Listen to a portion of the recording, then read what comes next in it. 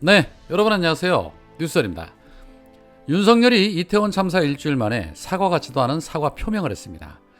직접적으로 대국민 사과를 통해 사과를 한 것이 아니라 조계사에서 열린 희생연가 추모 유령법비 추도사에서 국민의 생명과 안전을 책임져야 하는 대통령으로서 비통하고 죄송한 마음이다 라고 말한 것을 사과라고 말할 수 있을까 싶습니다.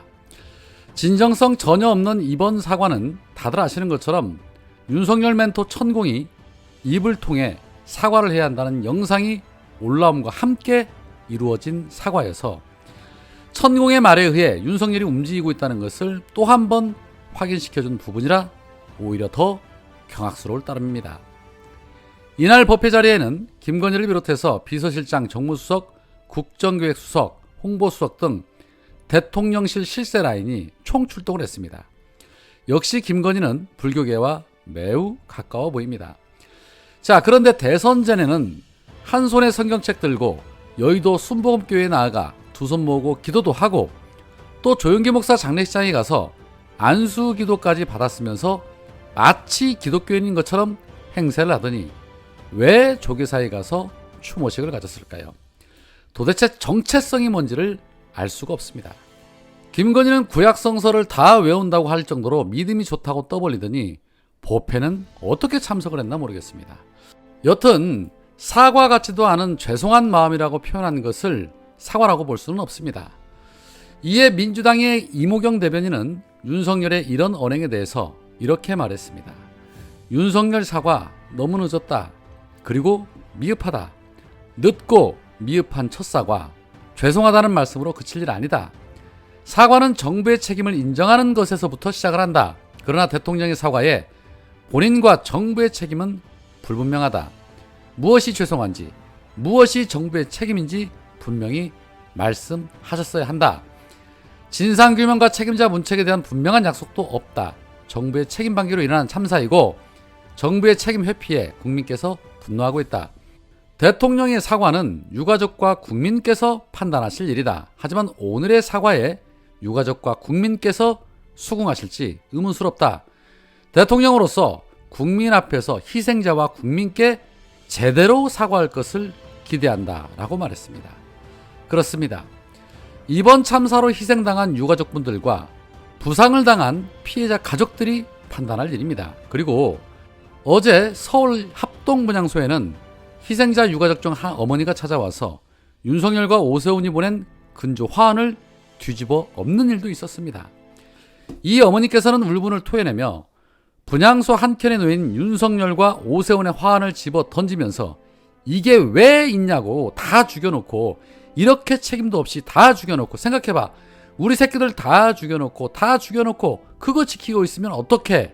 지켜주도 못하고 왜 조화를 보냈냐라고 울분을 토했습니다. 얼마나 비통하면 얼마나 원통하면 저러시겠습니까? 그 심정 어찌 말로 표현할 수 있겠습니까? 다 뒤집어 버리는 것 그 이상의 것도 하고 싶은 마음이었을 것입니다. 그렇습니다. 이제 와서 이게 무슨 뻘짓입니까? 그리고 거기가 어디라고 매일같이 출근하듯이 분양한답시고 쇼를 하면서 찾아갑니까? 아마 어머니께서는 화환 정도가 아니라 윤석열과 오세훈의 머리 끄댕이라도 잡고 싶으셨을 것입니다. 희생자 유가족들의 분노는 장례가 끝나고 나서 본격적으로 시작되지 않을까 하는 생각이 듭니다. 유가족들에게 진정으로 죄송한 마음이 있다면 책임지고 내려오는 것만이 그 진정성을 보이는 것이겠죠. 그러나 그럴 마음은 추호도 없겠죠. 그러니까 또 다른 한편으로 퇴진 집회가 더 커질까봐 노심초사하면서 정보 수집이나 하고 또 다른 한편으로는 책임 회피를 위해서 어디에서 꼬리를 자를까 고심하고 있을 것입니다. 현재 경찰 특수본, 용산경찰서와 구청, 소방청 등 8개 관계기관을 압수수색했습니다. 그런데 압수수색하면서 실무자들과 자료에 대한 압수수색은 하면서 정작 압수수색해야 할 용산서장 집무실 그리고 서울경찰청장 집무실은 압수수색에서 제외를 시켰다고 합니다. 역시나죠. 검찰이 제 식구 감싸게 하듯이 경찰 역시도 제 식구 감싸게 하는 것이고 또 다른 한편으로는 그렇다면 결국에는 실무자들 선에서 꼬리 자르게 하겠다는 의도가 너무나도 명백해 보인다는 것입니다. 중이 제 머리 못 깎는다는 말처럼 경찰이 경찰을 수사한다는 것 자체가 어불성설이죠. 이러니 국정조사와 특검을 해야 한다는 국민들의 요구가 더 강해질 수밖에 없는 겁니다.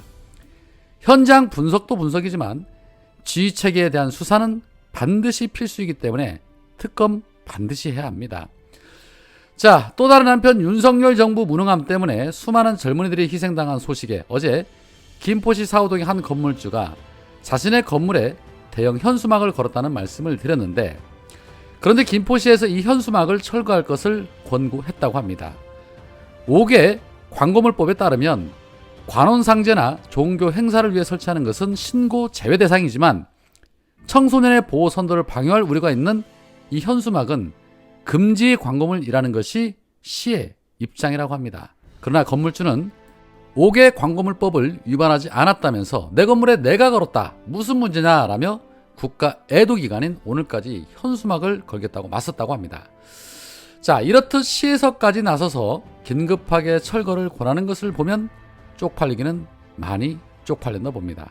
정말 멋지십니다. 자, 한편 윤석열이 입만 열면 잘 떠드는 말, 법과 원칙, 공정과 상식이라는 단어, 결국에는 자신은 그런 삶을 살지 않았기 때문에 강조하는 단어가 아닌가 싶은데, 이명박이 정직이 가온이라고 말했던 것과 뭐 비슷한 것이라고 생각을 합니다.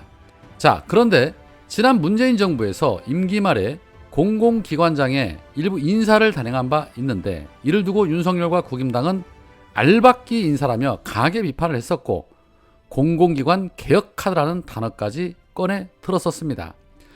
그런데 정말 공공기관 개혁하고 있을까요? 지난 8월 지역난방공사가 새 사장을 공모해서 5명을 추렸는데 이 가운데 국임당의 정용기 전 의원을 최종 후보자로 선임을 했다고 합니다. 그런데 정용기는 윤석열 대선 캠프 당시에 상임 정무특보를 지냈습니다. 에너지 분야와는 아무런 연관성이 없는 것으로도 알려졌습니다.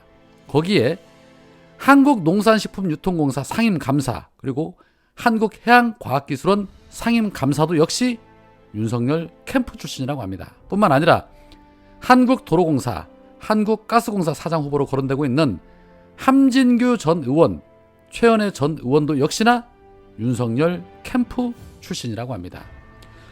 윤석열은 분명 대선 당시에 낙하사는 인사는 없을 것이라며 저는 그런 거 안 할 겁니다 라고 입을 털었었습니다. 이은재 전 의원도 전문건설 공제조합과 아무런 연관성 없었지요. 자, 나라 꼴이 지금 어떻게 돌아가는지 한눈에 확인할 수 있는 부분입니다. 결국에는 문재인 정부의 알박기라고 그렇게 비판을 해놓고 정작 지들끼리는 한 자리씩 나눠먹기 하고 있다는 것입니다. 공정과 상식이요? 이러니 윤석열이 떠든 공정과 상식은 개도 안 물어간다는 비판이 나오는 이유가 아닐까 싶습니다. 오늘은 여기까지입니다. 고맙습니다.